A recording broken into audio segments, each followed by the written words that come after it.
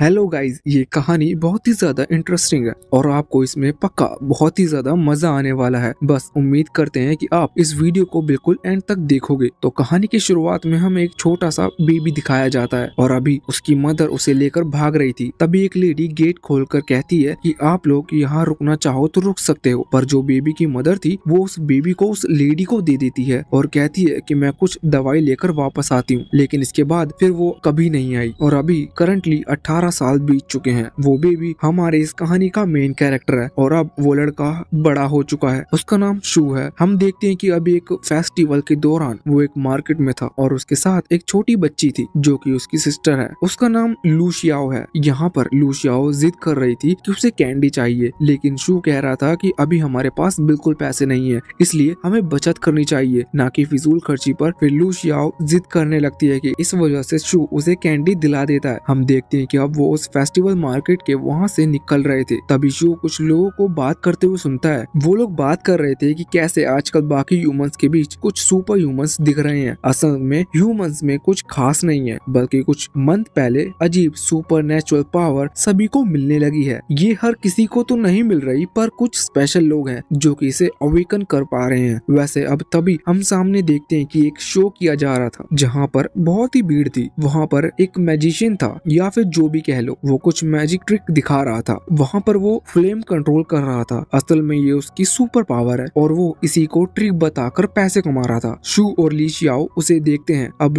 लू शियाओ कहती है कि क्यों ना हम बैक स्टेज जाकर उस मैजिशियन से इस चीज की ट्रिक पूछें, क्योंकि अगर शू इन ट्रिक को सीख लेता है तो इससे फिर वो भी शो कर पैसे कमा सकता है। अब पहले शू को ये आइडिया सही नहीं लग रहा था, पर वो बाद में सोचता है कि हाँ, ये आइडिया तो अच्छा है, इसलिए अब वो दोनों तुरंत ही उस स्टेज के पीछे जाने लगते हैं। अब जब वो वहाँ पर पहुँचते हैं, कुछ लोग अभी उस मैजिशियन के ऊपर गन ताने हुए थे। वो लोग गन चलाते हैं। असल में उसमें बुलेट नहीं, बल्कि उसमें एक सिरप था, जिसकी वजह से वो मैजिशियन वहीं पर बेहोश हो गया था। अब शू और लू शियाओ यहाँ पर पकड़े गए थे, लेकिन वो जो आदमी था वो कहता है कि हम पुलिसमैन हैं और इस आदमी ने यहाँ पर काम करने के लिए और शो दिखाने के लिए हमारी परमिशन नहीं ली, इस वजह से हमें इसे पकड़ना पड़ा। शू ये बात जानता था कि ये एक झूठ है, लेकिन फिर भी वो यहाँ पर कुछ भी नहीं कर रहा था और ऐसा रिएक्ट करता है कि सच में वो पुलिस है और चुपचाप वहाँ से निकल जाता है। अब बाहर जाते वक्त शू मन में सोच रहा था कि शायद वो लोग उन लोगों को पकड़ रहे हैं जिनके पास सुपर पावर है और इसी की वजह से उन्होंने उसे वहाँ पर कुछ भी नहीं कहा था, क्योंकि शू के पास कोई सुपर पावर नहीं है। अब जब वो जा रहे थे तभी लू शियाओ कहती है कि तुम्हें चिंता करने की जरूरत नहीं, अगर कोई तुम्हारे पर हमला करेगा तो मैं तुम्हें प्रोटेक्ट करूंगी और इसके बदले तुम्हें बस घर पर कुकिंग का काम संभालना है। शू कहता है ठीक है, लेकिन तुम मुझे मेरे नाम से नहीं बल्कि ब्रदर कहकर बुलाओगी, लेकिन इस पर लू शियाओ साफ मना कर देती है। हम देखते हैं कि इसके बाद अब वो लोग घर पहुंच जाते हैं, जहां पर लू शियाओ अभी टीवी में देख रही थी कि आजकल कम एज के लोगों को पर भी सुपर पावर मिलनी चालू हो गई है और वो उसे अवेकन कर पा रहे हैं। लू शियाओ ये देखकर शॉक थी। तभी शू कहता है कि मैं शॉप जा रहा हूँ नूडल्स लेने के लिए और इसके बाद अब वो वहाँ से निकल जाता है। रास्ते में वो सोच रहा था कि लू शियाओ हमेशा उसकी मदद करती है। असल में जब शू की तबीयत खराब होती है तो लू शियाओ ही घर का सारा काम संभालती है,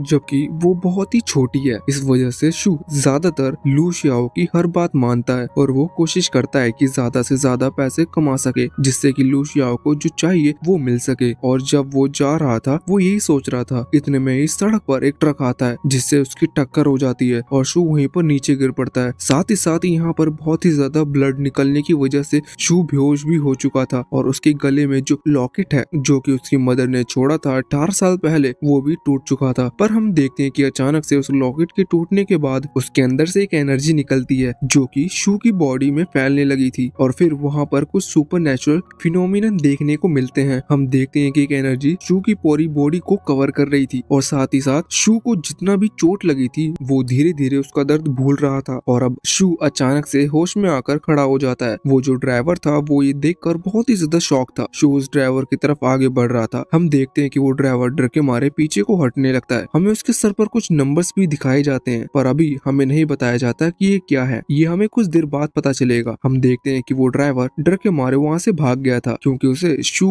एक मॉन्स्टर की तरह दिख रहा था। अब शू तुरंत ही वहाँ से वो नूडल शॉप पर जाता है और नूडल खरीद कर वापस घर लौट आता है। रास्ते में उसे जो लोग मिल रहे थे वो उसे देखकर थोड़े शॉक थे और शू उन्हें इग्नोर कर रहा था। इस वजह से उन्हें गुस्सा आ रहा था और हमें उनके सर पर भी कुछ नंबर्स देखने को मिलते हैं। शू घर पर आकर लूशियाओ को बताता है कि असल में उसका एक्सीडेंट हो गया था, जिस वजह से उसे चोट लगी। लूशियाओ बहुत ही ज्यादा गुस्से थी। वो कह रही थी कि शू को उस ड्राइवर को खत्म कर देना चाहिए था। वैसे अब हम देखते हैं कि खाना पीना करने के बाद शू नहाने गया था। वहाँ जाकर वो देखता है कि उसे जो चोट लगी थी अब वो पूरी तरह से हील हो चुकी है। साथ ही उसके हाथ पर एक अजीब सा निशान था। अब जब वो अपने कमरे में बैठा हुआ था तब वो कोशिश कर रहा था कि वो इस पावर को फिर से महसूस कर सके, और जब उसका स्टेटस ओपन होता है तो उसके पास उसे पता चलता है कि उसकी पावर अवेकन हो चुकी है। तो वहाँ पर कई लोगों के नाम लिखे हुए थे और उनके बाजू में कुछ नंबर्स थे। असल में वही लोग थे जिन्हें शू ने थोड़ा सा गुस्सा दिला दिया था और इसकी वजह से उसे वो पॉइंट मिले थे। शू यहाँ पर समझ चुका था कि अगर वो किसी को गुस्सा दिलाएगा या परेशान करेगा तो उससे उसे नेगेटिव इंप्रेशन के पॉइंट मिलेंगे, और ये शू का प्लस पॉइंट है। मतलब जितने ज्यादा उसे पॉइंट मिलेंगे शू की पावर उतनी ही ज्यादा बढ़ेगी। शू सोचता है कि सच में मुझे तो बहुत ही इंटरेस्टिंग पावर मिली है, बस अभी उसे ये नहीं पता था कि इस पावर का होता क्या है। मतलब पॉइंट तो वो कमा लेगा, लेकिन इनका यूज क्या है। वैसे हम देखते हैं कि अभी जब वो थोड़ा और अपने स्टेटस को चेक कर रहा था तो वहीं पर उसे एक स्पिन व्हील दिखता है। वहाँ पर उसके 100 पॉइंट लगेंगे उस व्हील को स्पिन करने में। शो कुछ देर वो करता रहता है और इसमें लास्ट में उसे एक फ्रूट मिलता है जो कि सच में बहुत ही ज्यादा अच्छा था। उसे खाने के बाद शू को एक अलग ही पावर महसूस हो रही थी, जैसा कि उसकी जो इंटरनल चोट थी वो भी हील हो चुकी है और उसकी जो एनर्जी थी वो फिर से रिकवर हो रही हो। अब शू सोचता है कि मुझे और गैम्बल करना चाहिए। शू बार बार उसे स्पिन करते जा रहा था। कुछ देर बाद हम देखते हैं कि उसके सारे पॉइंट्स खत्म होने वाले थे, लेकिन जब आखिरी 100 पॉइंट्स बचे थे तभी उसे एक लाइन मिलती है जो कि सिर्फ ट्विंकल ट्विंकल लिटिल स्टार की थी। लेकिन जब शू से पढ़ता है तो अचानक से वो अपने स्टार सिस्टम में आ जाता है। यहाँ पर आकर वो शॉक था। अभी उसे इसके बारे में कुछ नहीं पता था, लेकिन असलियत में यही उसकी पावर होने वाली है। जब जब उसकी पावर बढ़ेगी तो यहाँ पर हमें कुछ चेंजेस देखने को मिलेंगे। यहाँ पर स्टेटस भी था और तभी शू को आवाज आती है उसकी सिस्टर लूशियाओ की वहाँ से चिल्ला रही थी कि ये नूडल्स थोड़े अजीब लग रहे हैं, इसमें तुमने कुछ डाला था क्या? तो शू बताता है कि इसमें उसने प्याज डाली थी। लूशियाओ इस बात से गुस्सा होती है और शू को 100 पॉइंट और मिल जाते हैं। अब शू कंफर्म हो चुका था कि उसे अपने पॉइंट कैसे बढ़ाने हैं। वैसे अब हम कुछ देर बाद का सीन देखते हैं। शू और लूशियाओ इस वक्त खाना खा रहे थे। सामने टीवी चल रही थी। टीवी पर न्यूज आ रही थी कि एक बिल्डिंग में आग लग चुकी है। अब शू तुरंत उस जगह पर जाता है देखने के लिए। वैसे जब वो एक घर की छत पर चढ़ रहा था तो वहाँ पर वो उन्हीं लोगों से मिलता है जिन्हें उसने उस स्टेज के पीछे देखा था। यहाँ पर वो लोग उससे पूछते हैं कि तुम क्या कर रहे हो, लेकिन किस्मत से शू को वहाँ पर रखी एक बकेट मिल जाती है। शू कहता है कि मैं इसे यहीं भूल गया था, इसलिए मैं इसे लेने आया था। अब वो जो आदमी था उसे शू की हार्ट बीट सेम सेकंड्स में दिख रही थी। मतलब अगर शू झूठ कह रहा था तो उसका दिल धड़कना चाहिए, पर वो नॉर्मल था। इस वजह से वो आदमी उसे जाने देता है। अब शू वापस से घर पर आ जाता है। तभी उन्हें खिड़की में से कोई नीचे गिरता हुआ दिखता है। शू लूशियाओ से कहता है कि तुम बाहर मत जाना, मैं देख कर आता हूँ कि ये कौन है, लेकिन लूशियाओ ने उसकी बात नहीं मानी थी। शू जब बाहर आया था तो लूशियाओ भी इसके पीछे पीछे आ जाती है। यहाँ पर शू देखता है इसके सामने वही आदमी था जो कि उस स्टेज पर परफॉर्म कर रहा था। यहाँ पर वो आदमी बेहोश था। शू कहता है कि ना जाने ये कहाँ से आकर गिरा है और यहाँ आकर क्यों गिरा है, हमें इसे यहीं छोड़ देना चाहिए। लेकिन शू नोटिस करता है कि उसके ऐसे करने से उसे पॉइंट मिल रहे हैं। इस वजह से शू समझ चुका था कि ये आदमी बस बेहोश होने का नाटक कर रहा है। अब शू कुछ ऐसी बातें और करता है जिसके बाद उस आदमी को बुरा लगे। फिर फाइनली शू को जब पॉइंट मिल जाते हैं तो फिर वो आदमी उठ जाता है और कहने लगता है कि क्या मुझे थोड़ा सा पानी मिल सकता है। इस पर शू कहता है कि ये लोग बर्फ कुछ देर में पिघल जाएगी, तुम इसे पी लेना। इस बात से वो आदमी गुस्सा होता है और शू को और पॉइंट मिलते हैं। वैसे इसके बाद अब वो शू पर अपने फायर अटैक का इस्तेमाल कर रहा था, क्योंकि शू कह रहा था कि कहीं ये फायर तुमने ही तो नहीं लगाई, हमें पुलिस को इन्फॉर्म करना चाहिए। शू को और पॉइंट मिलते हैं, पर वो आदमी कहता है कि देखो मैं मजाक कर रहा था, क्योंकि शू को उस फायर से कुछ हो नहीं रहा था। और इसके बाद वो आदमी कहता है कि मुझे यहाँ से चलना चाहिए क्योंकि मुझे पहले ही देर हो रही है। अब वो वहाँ से चला गया था। इसके बाद हम देखते हैं कि वापस अंदर आने के बाद शू लूशियाओ को बता रहा था कि उसकी पावर अवेकन हो चुकी है, लेकिन शियाओ कहती है कि इसका क्या फायदा, तुम तो पहले ही बहुत कमजोर हो, तुम्हें कुछ भी पावर मिल जाए लेकिन हमें उससे कोई फायदा नहीं होने वाला। और इसके बाद वो कह रही थी कि मैंने सुना है कि तुम्हारे स्कूल में एक फंक्शन हो रहा है और तुम वहाँ पर नहीं गए। पर इस पर शू कहता है कि हाँ ये बात सही है, पर वहाँ पे जाने से बहुत पैसे लग रहे थे और वैसे भी हमें खाने के लिए और स्कूल फीस लेने के लिए पैसे बचाने पड़ रहे हैं, तो अभी मेरे हिसाब से ऐसा किसी फंक्शन में जाना गलत होगा। वैसे अब शू वापस अपने कमरे में आ जाता है। वहाँ पर आकर वो फिर से देखता है अपने स्टेटस को, जहाँ पर उसे दिखता है कि अब वो अपने कुछ पॉइंट से एक फ्रूट खरीद सकता है। ये वही फ्रूट था जो कि उसे लॉकेट में लगा हुआ था और शू जैसे ही उसे खरीद कर खाता है तो वो देखता है कि वो वापस से अपने स्टार सिस्टम में आ चुका है। यहाँ पर हम देखते हैं कि उसका सेकंड स्टार अनलॉक हो रहा था। शू समझ गया था कि अभी तक उसने जितने पॉइंट्स कमाए उसकी वजह से उसका जो स्टेटस है वो धीरे धीरे बढ़ रहा है और उसे ये चीज कंटिन्यू रखनी चाहिए। अब वो वापस से बाहर आता है। हम देखते हैं कि अभी वो अपने फोन में अपने स्कूल फ्रेंड के ग्रुप के अंदर बाकी लोगों को परेशान कर रहा था, जिस वजह से उससे जो लड़के चिढ़ते हैं वो लोग बहुत ही गुस्सा होते हैं और शू को वहाँ भी पॉइंट मिलते हैं। शू ये चीज देखकर बहुत खुश था कि वो ऑनलाइन भी पॉइंट कमा सकता है। वैसे कुछ देर बाद अभी लू शियाओ वहाँ पर आती है और वो अपने साथ एक्स लेकर आई थी। वो शू से कहती है कि हमें इन्हें कल सेल कर कुछ पैसे कमा सकते हैं। शू उसे शाबाशी देता है और कहता है कि हाँ हम जरूर जाएंगे। वैसे इसके बाद वो उसकी होमवर्क का पूछता है, जिस वजह से उसे और पॉइंट मिल जाते हैं। अगले दिन हम देखते हैं कि सुबह सुबह जब मार्केट ओपन था तब शू अकेला ही वहाँ पर एग सेल करने गया था क्योंकि उसकी सिस्टर को कोल्ड हो चुका है। वहाँ पर आने के बाद जब वो एग सेल कर रहा था तब वो देखता है कि उसके कुछ क्लासमेट्स वहाँ से निकल रहे हैं, लेकिन वो थोड़ा ऑकवर्ड फील कर रहे थे, इस वजह से वो शू से बात नहीं कर रहे थे। अब तभी वहाँ पर एक लड़का आता है, उसका नाम ली है और वो भी शू का क्लासमेट है, लेकिन वो हमेशा शू को चिढ़ाता रहता है और अब शू भी उससे गुस्सा दिलाने की कोशिश कर रहा था, जिस वजह से उसे और पॉइंट मिल रहे थे। यहाँ पर शू कोशिश करता है कि वो ली को ही सारे एग बेच सके, इसलिए वो उसे थोड़ा भड़काता है और आखिर में ली मान जाता है उन सभी एग्स को खरीदने के लिए, पर उसके पास इतने ज्यादा पैसे नहीं थे। तभी वहाँ पर उनकी क्लास की पावरफुल लड़की आती है, उसका नाम चाओ है और वो यहाँ पर उसे पैसे देकर उन सभी एग्स को बाय कर लेती है ली के लिए। इसके बाद अब वो वहाँ से चली गई थी। बाद अब शू वापस अपने स्कूल की तरफ बढ़ने लगा था क्योंकि अभी सुबह का टाइम था और पहले ही वो एग सेल कर थोड़ा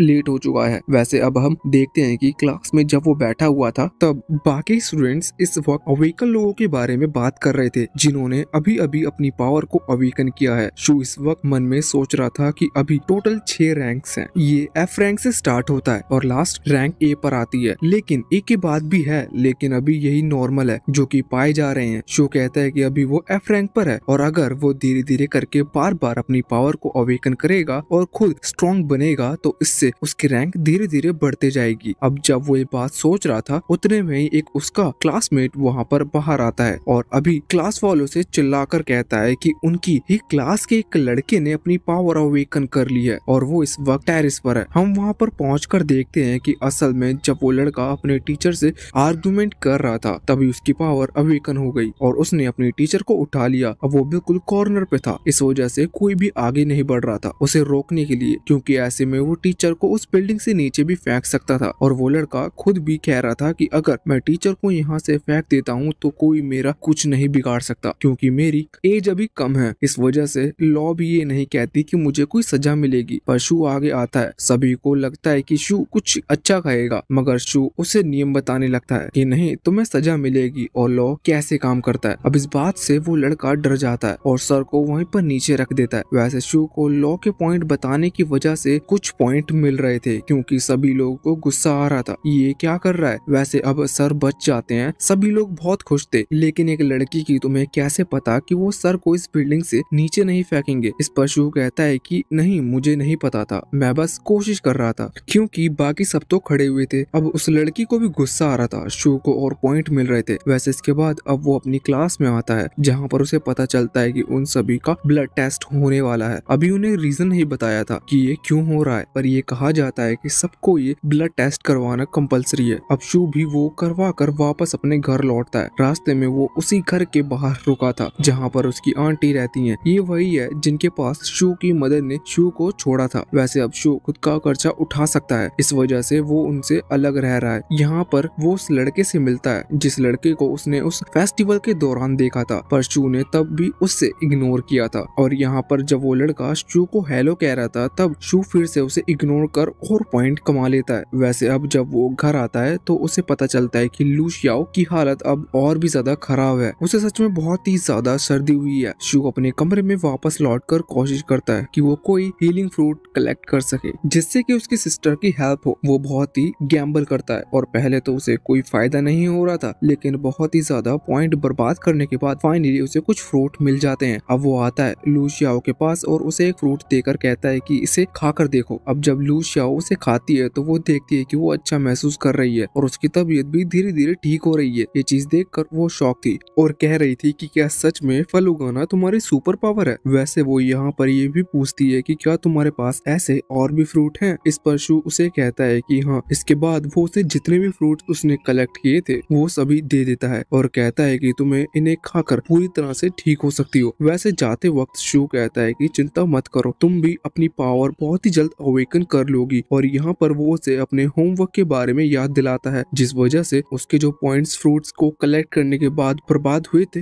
वो उसे वापस मिल जाते हैं। अब अगले दिन हम देखते हैं कि शू स्कूल आया था। वहाँ पर अभी उसके जो दोस्त थे, मतलब दोस्त नहीं बल्कि क्लासमेट्स थे, वो बात कर रहे थे कि कल जो ब्लड टेस्ट हुआ था उसके रिजल्ट्स आने वाले हैं और उनसे डिसाइड किया जाएगा कि किस स्टूडेंट ने अपनी पावर अवेकन कर ली है। और इसके बाद एक अलग क्लास बनाई गई है उन सभी अवेकन स्टूडेंट के लिए, मगर वो खुद का छोड़कर शू के लिए तो बिल्कुल कंफर्म थे कि वो इतना कमजोर है कि उसने अभी तक अपनी पावर भी अवेकन नहीं करी होगी। लेकिन शू यहाँ पर उन्हें इग्नोर कर रहा था जिस वजह से उसके पॉइंट्स धीरे धीरे और ज्यादा बढ़ रहे थे। वैसे इसके बाद अब रिजल्ट आता है और रिजल्ट जब सुनाए जाते हैं तो सभी स्टूडेंट शू का नाम सुनकर शॉक है कि उसे भी वहाँ पर सिलेक्ट कर लिया गया है। वैसे बाद में हम ये भी देखते हैं कि अभी शू की क्लास में एक न्यू स्टूडेंट ज्वाइन हुआ था और अभी वो शू के पास ही बैठा था। शू उससे भी पॉइंट्स कमाने की कोशिश करता है और अब वो क्लास स्टार्ट होती है जो कि सभी अवेकन स्टूडेंट के लिए स्पेशली क्रिएट की गई थी। वहाँ पर हम देखते हैं कि वही आदमी था जो कि उस मैजिशियन पर हमला कर रहा था। शू ये देखकर शॉक था क्योंकि तब उस आदमी ने कहा था कि वो पुलिसमैन है और अब यहाँ पर वो उनका टीचर है। वो आदमी यहाँ पर सभी को क्लास में वेलकम करता है और पूछता है कि क्या किसी को पोटेशियम क्ले के बारे में पता है। शू गलत जवाब देकर पहले थोड़े पॉइंट कमाता है। इसके बाद वो जो न्यू स्टूडेंट था वो वहाँ पर बताता है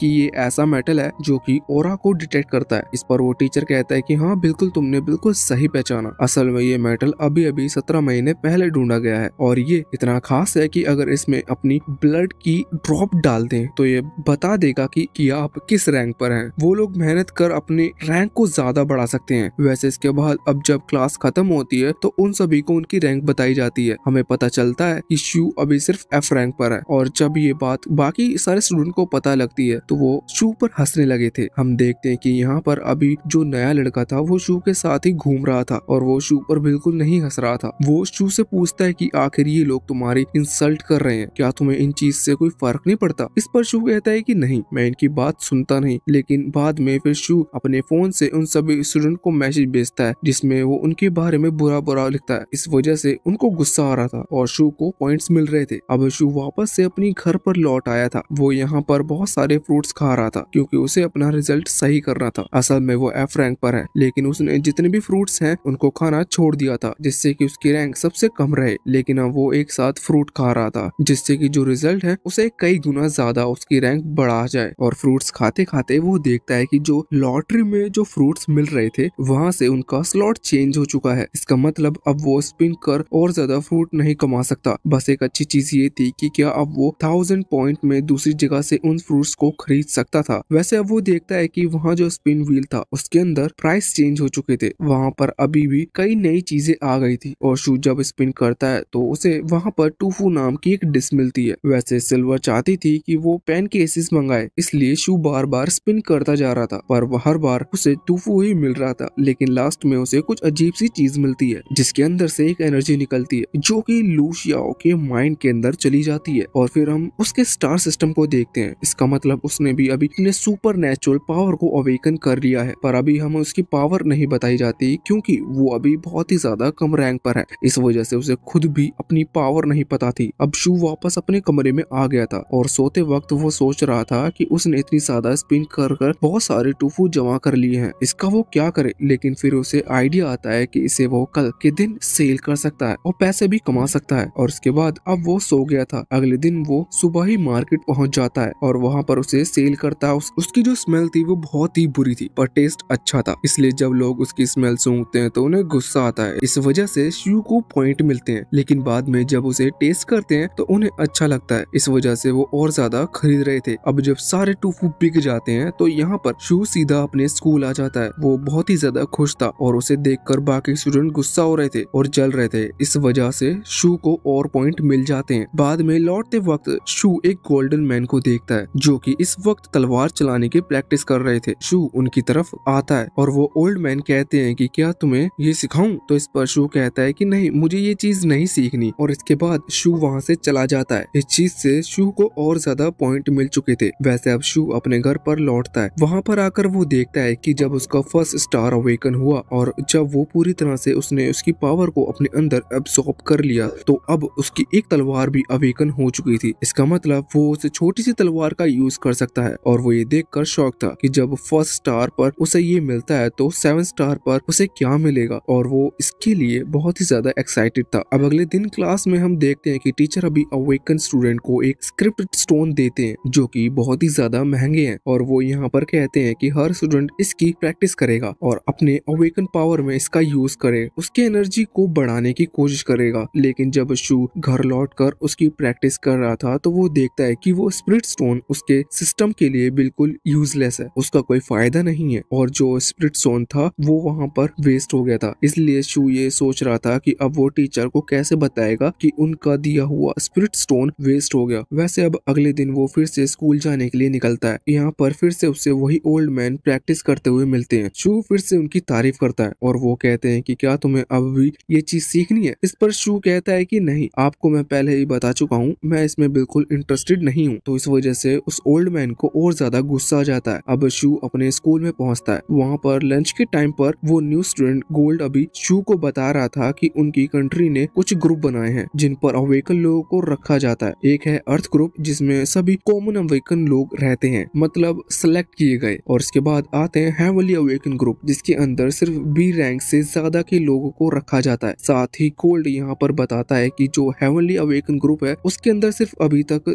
10 मेंबर ही ज्वाइन किए हैं, मतलब उनकी कंट्री में बहुत ही कम लोग हैं जो कि यहाँ तक की रैंक पर पहुंच पाए हैं। और उन सभी को जो मिस्टर टिंग है वो सबसे ज्यादा पावरफुल माने जाते हैं और वही फर्स्ट पोजीशन पर हैं। अब उसी दिन रात की बात है, हम देखते हैं कि शू अभी अपनी खिड़की से जब बाहर देख रहा था तो वो वहाँ पर एक अजीब से पर्सन को देखता है। उसे पता चलता है कि ये और कोई नहीं बल्कि उस हेवनली अवेकन ग्रुप का मास्टर टिंग है, और ये सभी उसी ओल्ड मैन के पास आए थे जिसे शू रोज चिढ़ाता है और कहता है कि उनकी तलवारबाजी बहुत अच्छी है। हम देखते हैं कि अभी मिस्टर टैंग यहाँ पर ओल्ड मैन से कह रहे थे कि उन्हें अपने ग्रुप में एक और मेंबर चाहिए, इसलिए वो यहाँ पर ओल्ड मैन से रिक्वेस्ट करने आए थे कि क्या वो अब उनका हेवनली अवेकन ग्रुप ज्वाइन कर सकते हैं। पर ओल्ड मैन इस पर साफ साफ मना कर देते हैं और कहते हैं कि नहीं, मुझे इस चीज में कोई इंटरेस्ट नहीं है और अब मैं अपने लाइफ का कुछ आखिरी टाइम ऐसे ही ज्वाइन करते हुए बिताना चाहता हूँ। कि हम कई सारे रूइंस पर काम कर रहे हैं। यहाँ पर उसके रूइंस का मतलब था वो डायगोन टाइप की जगह जहाँ पर उन्हें रेयर ट्रेजर मिलते हैं, मगर इस बार भी ओल्ड मैन मना कर देते हैं। और इसके बाद अब मिस्टर टैंक को वहाँ से जाना पड़ता है। शू ये सब देख रहा था और सोच रहा था कि असल में ये जो ओल्ड मैन है वो बहुत ही ज्यादा ताकतवर है, जितना उसने सोचा था उससे कई गुना ज्यादा ताकतवर। इसलिए वो फैसला करता है कि उसे इनसे ट्रेनिंग लेनी होगी। अगले दिन वो सुबह ही पहुंच जाता है ओल्ड मैन के पास। वो फिर से उनकी तारीफ करता है और कहता है कि क्या आप मुझे ये तलवार सिखाना चला सकते हो? ओल्ड मैन ये सुनकर बहुत ही ज्यादा खुश थे, मगर शू कहता है कि देखिए, मैं आपसे सीख रहा हूँ मगर आपको मेरी एक हेल्प करनी होगी। ओल्ड मैन के पास कुछ काम नहीं था, वो तुरंत ही हाँ कर देते हैं कि हाँ मांगो, क्या मदद चाहिए? शू कहता है कि मैं स्कूल जाता हूँ या फिर कुछ भी सामान बेचता हूँ, उतने टाइम आपको मेरी सिस्टर का ख्याल रखना होगा। और अब वहाँ पर लू शाओ भी आ जाती है। इसके बाद वो ओल्ड मैन से कहता है कि आपको बस इसकी पढ़ाई का होमवर्क का ख्याल रखना होगा, बाकी काम ये खुद कर लेती है। इस चीज पर लू शाओ भी बहुत ज्यादा एंग्री थी और ओल्ड मैन भी, लेकिन फिर वो बाद में मान भी गए थे। इसके बाद हम देखते हैं कि शू अभी स्कूल में था और उसका जो न्यू दोस्त था, यानी कि वो न्यू स्टूडेंट, वो उसे अभी एक वीडियो दिखा रहा था जिसमें रैंक ई का एक लड़का जो कि अपनी पावर को अवेकन कर चुका है, वो इस वक्त अपनी पावर को क्राइम के लिए यूज कर रहा था, जो कि गलत है। वैसे तभी शू नोटिस करता है कि उसके पॉइंट्स अपने आप ही बढ़ रहे हैं। उसे नाम भी दिखता है कि वहाँ पर वो ओल्ड मैन का नाम नाम लिखा हुआ था, उन्हें हम मास्टर ली कर बुलाएंगे। तो यहाँ पर उसे सारे पॉइंट्स मास्टर ली की तरफ से मिल रहे थे। उसे पहले तो कुछ समझ नहीं आ रहा था, लेकिन अब जब वो वापस अपने घर लौटता है तो वहाँ पर जाकर देखता है कि लू शियाओ मास्टर ली को परेशान कर रही थी और इस वजह से शू को पॉइंट मिल रहे थे। असल में शू की वजह से ही लू शियाओ की सुपर पावर अवेकन हुई है। इस वजह से उनकी जो स्टार सिस्टम है वो कनेक्ट है और अगर अब लू शियाओ किसी को भी गुस्सा दिलाती है तो जो नेगेटिव पॉइंट्स मिलते हैं वो सारे शू को मिलेंगे। वैसे इसके बाद अब लू शियाओ वहाँ से चली जाती है। हम देखते हैं कि अब मास्टर ली शू से कह रहे थे कि हमें अब तुम्हारी ट्रेनिंग स्टार्ट करनी चाहिए, लेकिन शू कहता है कि अभी जो उसके टीचर हैं वो उसे ऐसी ट्रेनिंग करा रहे हैं जिसमें उसकी स्ट्रेंथ बढ़ेगी, इसलिए उसे हिसाब से अभी उन्हें ये नॉर्मल ट्रेनिंग करनी चाहिए। पर मास्टर ली कहते हैं कि नहीं, भले ही वहाँ पर तुम्हारी स्ट्रेंथ बढ़ रही हो लेकिन अभी तक तुम्हारी मसल मेमोरी ठीक नहीं हुई है, तुम्हें फाइटिंग स्टाइल आनी चाहिए तभी तुम किसी को हरा पाओगे। शू कहता है कि ठीक है और तुरंत ही वो वेट उठा लेता है और इसके बाद अब वो तैयार था मास्टर ली से ट्रेनिंग लेने के लिए। तो मास्टर ली कहते हैं कि तुम्हें पहले तलवार को नॉर्मली घुमाना होगा। पहले मास्टर ली ये कर दिखाते हैं और वो इसमें बहुत माहिर थे और वो कहते हैं कि तुम्हें इसे 1000 बार घुमाना होगा। शू लग जाता है यही करने में, उसे इस चीज में बहुत ही देर लगती है लेकिन फिर 1000 तक पहुंचने पर उसकी स्पीड और रिफ्लेक्स बहुत ही तेज हो चुके थे। अब वो कुछ देर के लिए रुकता है। यहाँ पर मास्टर ली उससे पूछ रहे थे कि तुम्हारे लिए पावर का क्या मतलब है। तो शू कहता है कि पावर वही है जब कोई व्यक्ति किसी भी रूल को तोड़ दे और कोई भी उससे कुछ ना कह पाए। मास्टर ली कहते हैं कि हाँ, एक तरह से तुम सही कह रहे हो, मगर ये बात अभी सही है कि अगर तुम्हारे पास इतनी पावर आती है तो उसके साथ तुम्हारे ऊपर कई सारी रिस्पॉन्सिबिलिटी भी आएंगी, इसलिए अपनी पावर के आने के बाद भी तुम्हें इस चीज को नहीं भुलाना है कि तुम्हें सबकी रक्षा करनी होगी। पर शू इस पर कहता है कि नहीं, मैं बाकी सबकी चिंता क्यों करूं, मुझे सिर्फ लू शियाओ की चिंता है और वैसे ये बात सिर्फ मैं नहीं जानता कि हम दोनों ने इस तरह से टाइम गुजारा है, बाकी लोगों ने कभी हमारी मदद नहीं की।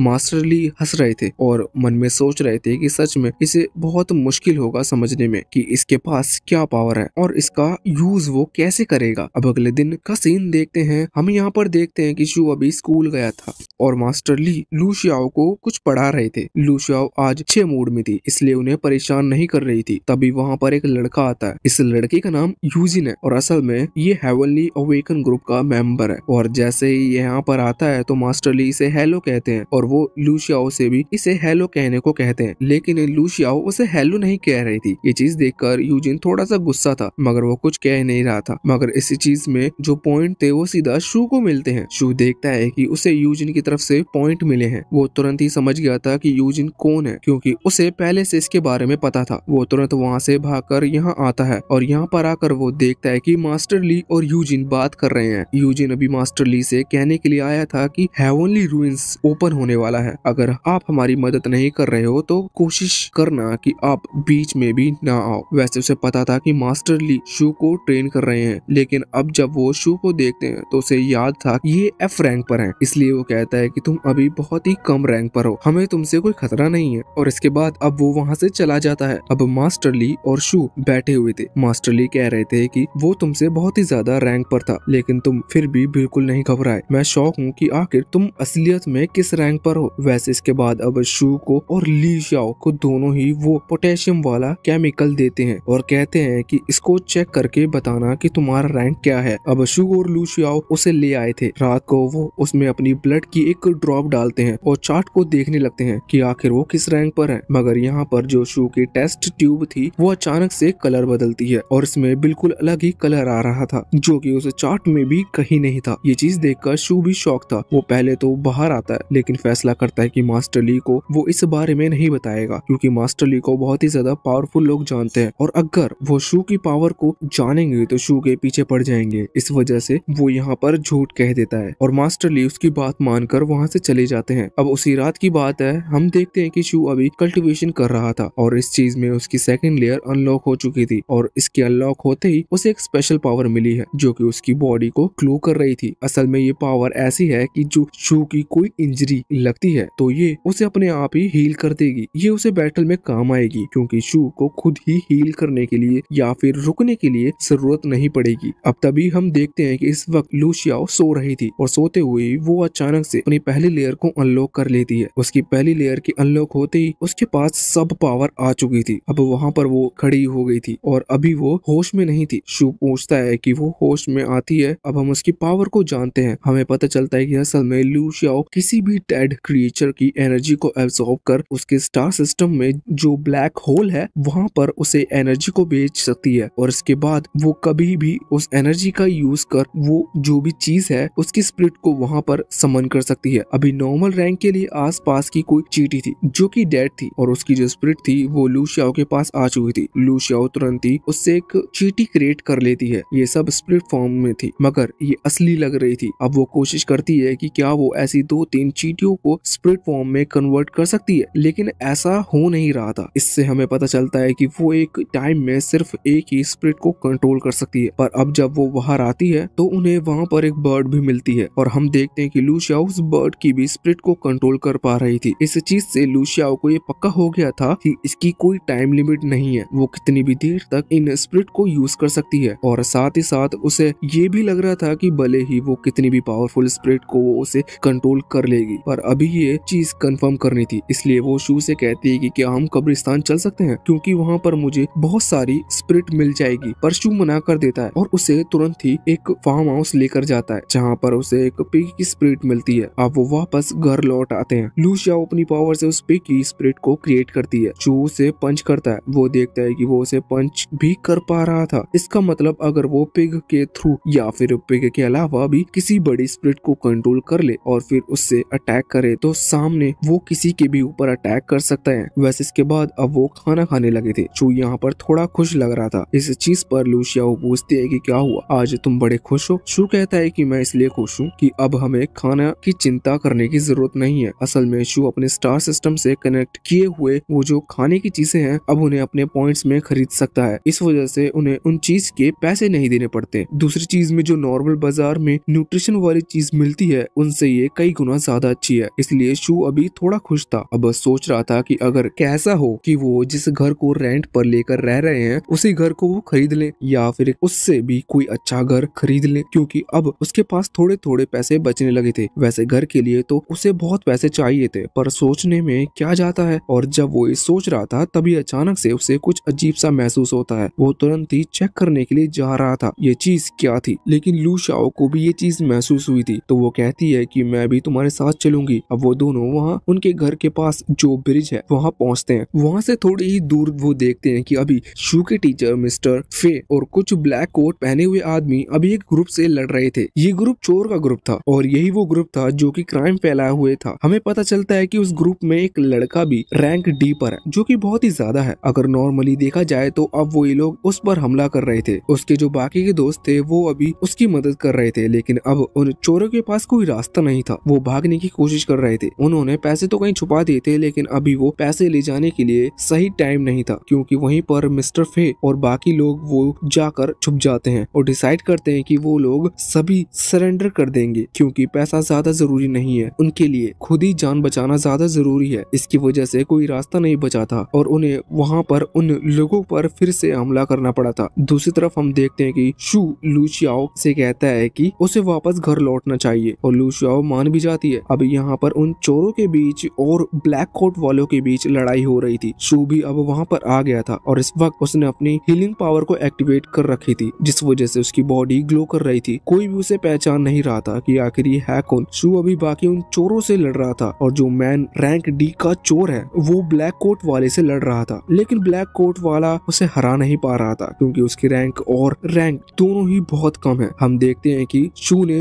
अब बाकी उन दोनों चोरों को हरा दिया था, लेकिन यहाँ पर उस डी रैंक वाले ने अभी बाकी सारे ब्लैक कोट वाले को हरा दिया था और सारे ब्लैक कोट वाले बेहोश हो चुके थे, यहाँ तक कि मिस्टर फे भी। और इसके बाद शू वहाँ पर आता है। अब शू को कोई डर नहीं था कि कोई उसे देख लेगा, क्योंकि कोई भी वहाँ पर था नहीं। शू तुरंत ही उस मैन डी रैंक वाले से लड़ाई करने के लिए जाता है। लड़ते वक्त हम देखते हैं कि शू के एक पावरफुल ब्लो की वजह से उस डी रैंक वाले लड़के का हाथ की हड्डी टूट जाती है और यहाँ पर वो मारा जाता है। शू बिल्कुल शॉक नहीं था क्योंकि उसे अपनी पावर पर पूरा भरोसा था। इसके बाद वो तुरंत ही घर आता है और लू शाओ से कहता है कि हमें फिर से उसी लोकेशन पर चलना चाहिए क्योंकि तुम्हें वहाँ पर कुछ स्पिरिट मिल जाएंगी। लू शाओ ये देखकर शॉक थी कि पिछली बार जब उसने ये सब कहा था तो शू उसे पिक के पास ले गया था, इसलिए उसे भरोसा नहीं था। पर शू कहता है कि तुम्हें मुझ पर भरोसा करना चाहिए। अब जब वो बाहर निकलते हैं तभी उन्हें मास्टर ली मिलते हैं। मास्टर ली पूछते हैं कि आखिर तुम जा कहाँ रहे हो। तो इस चीज पर वो झूठ कह देते हैं कि वो खाना खाने जा रहे हैं। मास्टर ली कुछ नहीं कहते और इसके बाद अब हम देखते हैं कि जब लू शाओ और शू वहाँ पर उस स्पॉट पर पहुँचते हैं तो लू शाओ वहाँ से उसे सबसे ज्यादा पावरफुल यानी कि वो डी रैंक वाले की स्पिरिट को अब्सॉर्ब कर लेती है। शू कहता है कि क्या तुम अभी इसे यूज करके देख सकती हो, लेकिन वो कहती है कि नहीं, अभी मैं बहुत ही ज्यादा थकी हुई हूँ, ये चीज मैं कल करूंगी। शू कहता है कि ठीक है। अब वो घर जाने लगे हैं, लेकिन लू शाओ कहती है कि नहीं, अभी हमें पहले बाहर खाने जाना चाहिए। पर शू कहता है ये तो बस हमने झूठ कहा था, हम ऐसे पैसे वेस्ट थोड़ी ना कर सकते हैं। पर लू शाओ कहती है अगर हम खाली पेट घर गए तो मास्टर ली को फिर से शक हो सकता है और अब वो बार बार कह रही थी, इसलिए शू को भी हाँ करने पड़ती है। अब ऐसे ही किसी शॉप पर चले जाते हैं जहाँ पर खाना थोड़ा सा सस्ता था, बस सस्ता बस कहने के लिए, बल्कि वो फिर भी बहुत ही महंगा था। शू कह रहा था तुम्हें ज्यादा खाने की जरूरत नहीं है क्योंकि हम पॉइंट से भी खाना खरीद सकते हैं, यहाँ पर तुम थोड़ा बहुत खा लो, फ्यूचर में हम फिर पार्टी करेंगे। लेकिन इस पर लू शाओ कहती है कि नहीं, वैसे शू कह रहा था मुझे कभी कभार लगता है कि अगर तुम किसी ऑर्फनेज यानी कि अनाथालय में होती वहाँ पर तुम ज्यादा खुश होती क्योंकि वहाँ तुम्हें पेट भर खाना मिल सकता था और तुम्हारे दोस्त भी होते। मगर इस पर लू शाओ को गुस्सा आ जाता है, वो रोते हुए कहती है कि नहीं, मुझे खाने या कपड़े से किसी रहने की जगह से कुछ नहीं, तुम मेरी फैमिली हो और इस वजह से मैं बहुत ही खुश हूँ। फिर इसके बाद हमें एक इंसिडेंट बताया जाता है, असल में ये बहुत पहले की बात है, ऐसे ही सेम हालात थे। शू की एज भी थोड़ी सी कम थी और उसे आइडिया भी नहीं था कि उसे पैसे कैसे कमाने हैं, इस वजह से वो लू शाओ को छोड़ देता है जिससे कि वो खुद अकेले खुश रहे और शू तो कैसे न कैसे अपना गुजारा कर लेगा। लेकिन शू की लाइफ मुश्किल थी पर साथ ही साथ लू शाओ की लाइफ ज्यादा मुश्किल हो चुकी थी। लू शाओ ने बहुत ही मुश्किल से घूमते घूमते शू को ढूंढा और उसके बाद फिर से उनकी लाइफ थोड़ी सी ठीक हुई। उन्होंने किसी तरह से घर रेंट पर लिया। शू रोज स्कूल से पहले सामान सेल कर रहा था और पैसे कमाता था जिससे कि वो रेंट पे कर सके और इसके बाद जो पैसे बचते उससे वो खाने की चीजें खरीदता, साथ ही साथ फिर स्कूल की भी थोड़ी फीस रहती। अभी उन्हें बहुत प्रॉब्लम थी, अब उनकी थोड़ी प्रॉब्लम कम हो चुकी थी, इसलिए वो थोड़े खुश थे। साथ ही साथ हम ये भी देखते हैं कि जब शू की तबीयत खराब रहती थी तब लू शाओ ने ये सारा काम संभाला है और वो कह रही थी कि अगर तुमने ऐसी बात फिर से की तो मैं तुमसे कभी बात नहीं करूंगी। लेकिन शू कहता है तुम्हें रोने की जरूरत नहीं है, मैं सोच रहा हूँ कि रहने के लिए एक घर खरीदा जाए क्योंकि हम रेंट पे कर कर कभी खुश नहीं रह सकते। और वो साथ ही साथ उसे प्रॉमिस भी करता है, जिसके बाद लू शाओ चुप हो जाती है। अब इसके बाद यहाँ से सीन चेंज होता है और अगले सीन में हम देखते हैं कि अभी डिस्कशन चल रहा था उन चोरों के ग्रुप के बारे में। तब एक बंदा वहाँ पर बताता है कि एक लड़का जो कि शैडो ने कवर कर रखा था वो कहाँ पर है। वो वहाँ पर आकर उन सभी लुटेरों को हरा गया। ये बात सुनकर बाकी लोग शॉक थे। हम देखते हैं कि वहाँ पर यूजिन भी था और वो भी थोड़ा शॉक लग रहा था क्योंकि असल में हेवनली अवेकन ग्रुप में टोटल 7 मेंबर है जो कि रैंक सी तक है और अगर किसी ने रैंक डी के अवेकन लड़के को हराया है तो इसका मतलब वो रैंक सी पर होगा। पर ये पता लगाना मुश्किल था क्योंकि उनके बीच में से ये काम किसी ने नहीं किया और अगर कोई और है तो एक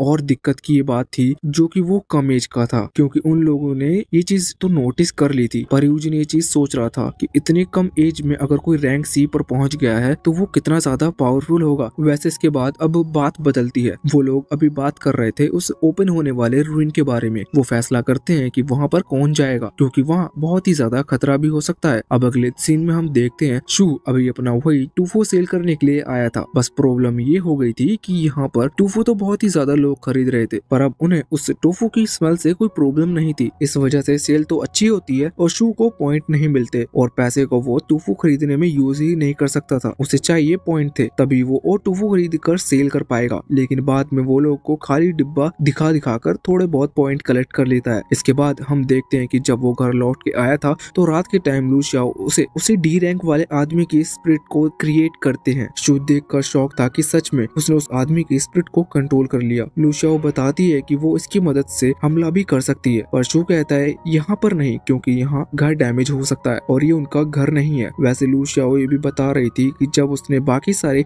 चारों की मेमोरी को देखा तो उसे पता चल गया था कि उन्हें जो पैसे चोरी किए थे वो उन्होंने कहाँ छुपाए हैं और अगर वो चाहे तो उसे लेने जा सकते हैं क्योंकि वो इतना पैसा है कि इससे वो आराम से एक घर खरीद लेंगे। पर शू कहता है कि उसे इस चीज के बारे में चिंता करने की जरूरत नहीं है क्योंकि अगर वो घर खरीदेंगे तो खुद के पैसों से और खुद के कमाए हुए पैसे से खरीदेंगे, ना ही इस तरह से किसी और के पैसों से। अब अब लू शाओ इस बात से खुश थी और इसके बाद वो फैसला करता है कि वो जाकर उस पैसे को पुलिस वालों को दे देगा। वैसे हम देखते हैं कि शू को घर किसी भी कीमत पर खरीदना था। वो प्राइस चेक कर रहा था। उसे पता चलता है कि एक जगह पर घर मिल रहा है जो कि 2,40,000 युआन का है। वहाँ पर युआन करेंसी चलती है और शू अपने दोस्त को यानी कि उस क्लासमेट को उसके बारे में बता रहा था कि मैं एक घर खरीदना चाहता हूँ। यहाँ पर उसका जो दोस्त था वो उसे अच्छी तरह से समझता है कि उसे घर बहुत देख कर लेना चाहिए, क्योंकि यहाँ पर जो जगह है वो अलग अलग टाइप में डिवाइड है। मतलब कुछ सस्ती जगह रहती है वो नॉर्मल है, जिसका मतलब कुछ खास नहीं कहा जा सकता, पर कुछ जगह ऐसी रहती है जहाँ पर स्पिरिचुअल एनर्जी बहुत ही ज्यादा रहती है, वो थोड़ी महंगी आती है। यहाँ पर वो एग्जाम्पल के तौर पर उनकी क्लास के वो लड़का ली उसके बारे में बताता है कि जैसे कि उसकी फैमिली रिच है और उन्होंने जो जमीन खरीदी है वो उन्होंने देखकर नहीं खरीदी। इस वजह से वो जमीन है तो बड़ी और अच्छी भी, लेकिन वहाँ की स्पिरिचुअल एनर्जी थोड़ी सी डिस्टर्ब है। मतलब एनर्जी ज्यादा है, पर अगर वो लोग ज्यादा वो उसका इस्तेमाल करेंगे तो उनकी बॉडी को इफेक्ट करेगी। इसलिए सब चीजें देखकर ही उन्होंने जगह खरीदनी चाहिए। और यही सलाह वो शू को दे रहा था कि अगर तुम भी कोई जगह खरीदो तो देख कर खरीदना कि वो जगह अच्छी ही हो। वैसे अब ये टॉपिक खत्म होता है और अगला टॉपिक चालू होता है और शू के वो दोस्त उसे बताता है कि अभी वहाँ पर हेवनली अवेकन ग्रुप का एक मेंबर आने वाला है और वो सभी को स्पिरिचुअल स्टोन देगा। शू ये सुनकर शौक था। अब हम देखते हैं कि सभी को नीचे जमा किया जाता है और जो मेंबर वहाँ पर आ रहा था वो असल में बी रैंक का है और वो जब आगे बढ़ रहा था तभी उसे अचानक से कुछ सेंस होता है और शू को भी एक पावर सेंस होती है। वो तुरंत ही उधर स्टूडेंट के बीच देखता है, मगर शू थोड़ा पीछे था इसलिए उसे वो दिखा नहीं और नॉर्मली ऐसे उसे पता भी नहीं चलता। अब वो आदमी वहाँ पर आके कुछ स्पीच वगैरह देता है और इसके बाद उनकी चालू होती है क्लास। अभी क्लास में सारे अवेकन वाले स्टूडेंट थे। यहाँ पर आकर वो आदमी बताता है कि सभी स्टूडेंट को उनके रैंक या फिर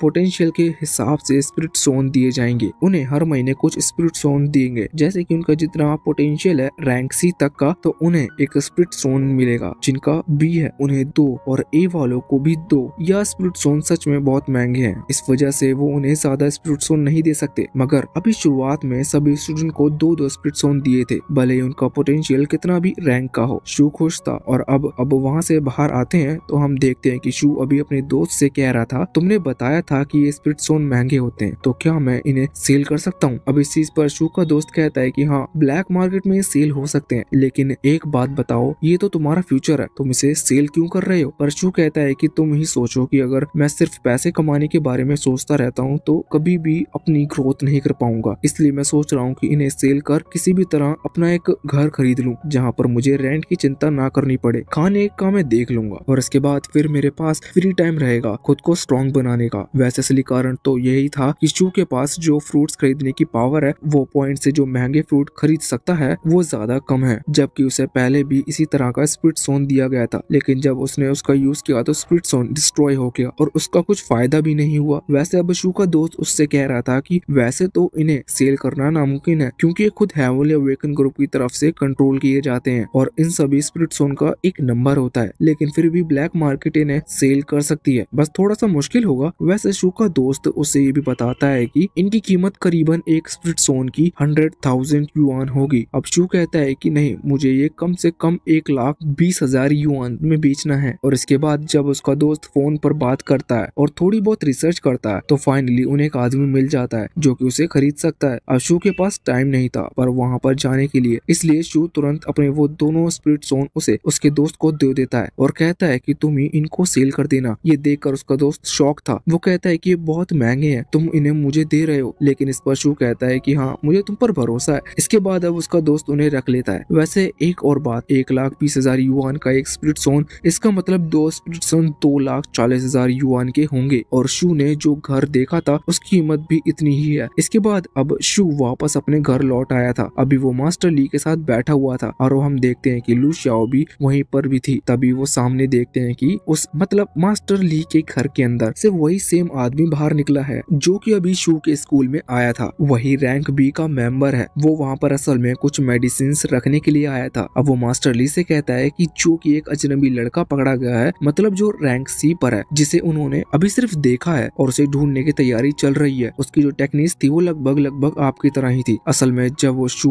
उन बाकी चोरों से लड़ रहा था तब वो उन ब्लैक कोट वाले ने उसे देखा था। इसी वजह से वो समझ गए थे कि ये तो मास्टर ली की तकनीक है, पर मास्टर ली का कोई स्टूडेंट ऐसा क्यों करेगा। इस वजह से अभी वो उन पर डाउट नहीं कर रहे थे। साथ ही वो रैंक बी का आदमी ये भी बताता है कि रूइन बहुत ही जल्द ओपन होने वाला है और अभी उन्होंने दोनों स्केलेटन मॉन्स्टर को देखा है जो कि चल रहे थे और उनका रैंक चेक किया जाए तो वो ई रैंक पर हैं। वैसे इसके बाद अब वो वहाँ से चले गए थे और शू और लू शाओ वापस से अपने घर पर आते हैं। यहाँ पर शू लू शाओ को एक सेल फोन देता है, उसने 2 साल पहले खरीदे थे, एक लू शाओ के लिए और एक खुद के लिए, जिससे कि एक इमरजेंसी के टाइम में वो एक दूसरे से कांटेक्ट कर सकें। साथ ही शू उसे बताता है कि उसके पास अब बहुत सारे पैसे आ चुके हैं और वो अमाउंट भी दिखाता है और कहता है कि कल मैं एक नया घर खरीदने जा रहा हूँ, उसके बाद फिर हमें रेंट के घर में रहने की जरूरत नहीं पड़ेगी। वैसे लू शाओ को इस बात पर यकीन नहीं था। वो लू से पूछते कि क्या तुम सच कह रहे हो? इस चीज पर शू कहता है कि हाँ बिल्कुल सच कह रहा हूँ। अब लू शाओ बहुत ही ज्यादा खुश हो जाती है। वैसे हम उसी रात का सीन देखते हैं कि शू अभी और कल्टीवेशन करते हुए अपने स्टार सिस्टम को ज्यादा बढ़ाता है। दूसरी तरफ हम देखते हैं कि लू शाओ अभी सो रही थी, तभी एक डार्क क्लाउड उसकी बॉडी में चला जाता है, मगर अभी कुछ नहीं हुआ था। अगले सीन में हम देखते हैं कि शू जब प्रॉपर्टी के सब काम संभाल के आता है तभी बाहर निकलने के बाद उसे लू शाओ का मैसेज आता है। वो कह रही थी कि जल्दी आ जाओ, खाना तैयार है। शू उसके लिए तैयार था, पर तभी उसे एक और फोन आता है जिसमें सभी अवेकन वाली क्लास के मेंबर्स को अर्जेंट बुलाया था। अब शू वहाँ से निकल जाता है और लू शाओ से कहता है कि वो नहीं आ पाएगा, मगर इसके बाद ही ये पार्ट यहीं एंड हो जाता है। अगला पार्ट भी बहुत ही जल्द आपको देखने को मिलेगा, तो बस आप इस वीडियो को लाइक और चैनल को सब्सक्राइब कर लीजिएगा। वैसे यहाँ तक वीडियो देखने के लिए आपका बहुत बहुत शुक्रिया।